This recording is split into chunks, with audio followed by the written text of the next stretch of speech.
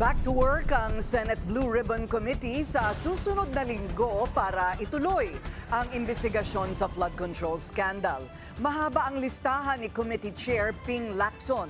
Kabilang ang umano'y ugnayan ni dating Speaker Martin Romualdez sa mag-asawang Diskaya. Yan ang agenda report ni Dexter Ganibe ng Abante. Sa kabila ng mga pasaring na pinoprotektahan umano ng Senate Blue Ribbon Committee ang mga matataas na opisyal na madawit sa flood control scandal, binasag ni Senator Ping Lacson ang mga haka-haka. Sa kanyang pagharap sa Senate media, binunyag ni Lacson, kakalkalin niya ang ugnayan ni dating House Speaker at Presidential Cousin Martin Romualdez sa tinaguriang flood control royalty na sina Curly at Sara Diskaya. Kasunod ito ng anyay tatlong sources nang lumapit sa kanya para ibulong na may biniling bahay si Romualdez sa isang magarang subdivision sa Makati pero sa pangalan ng mag-asawang Diskaya. We would like to clarify persistent reports that former Speaker Martin Romualdez had purchased a house and lot in a plush subdivision in Makati City using the Diskayas as front in the said sale. If verified to be true, this could possibly establish a direct connection between the former speaker and the Diskayas.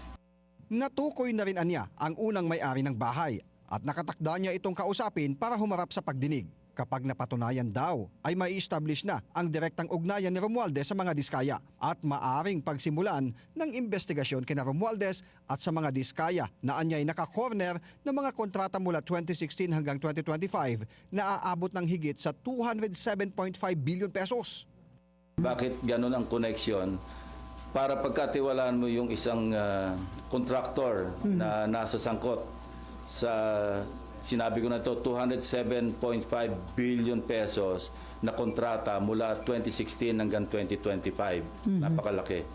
So kung mayroong connection, dapat na maliwanagan natin kung bakit ganun kalakas ang tiwala para ipagkatiwala mo yung pagbili ng isang house and lot sa isang subdivision, sigat na subdivision sa Makati City. Bukod sa koneksyon ni Romualdez sa mga Diskaya, tatalakayin sa Blue Ribbon Committee hearing sa Lunes ang sinasabing Cabral Files.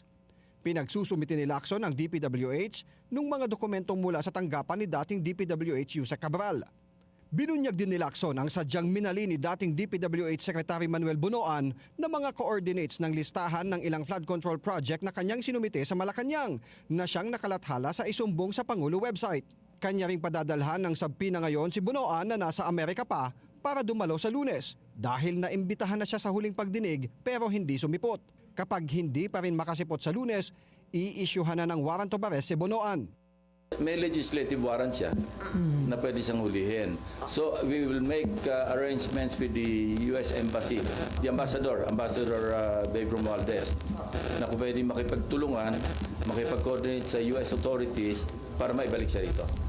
Isa pa sa kakalkalin sa Lunes ay ang natanggap ni Lacson na impormasyon na may hakbang si dating PNP Chief at ngayon MMDA General Manager Nicolas Torre III para ilagay sa kanyang kustodiya si dating DPWH Yusek Roberto Bernardo na nag-apply para maging state witness sa flood control scandal.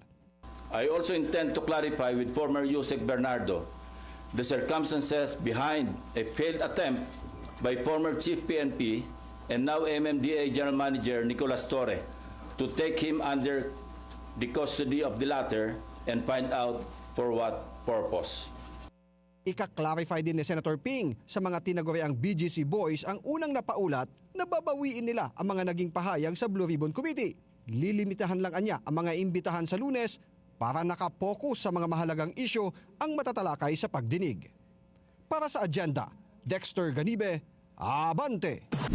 Manatiling nakatutok sa Bilyonaryo News Channel. Sumubaybay sa aming social media accounts at mag-subscribe sa aming YouTube channel para sa mga bago at eksklusibong balita.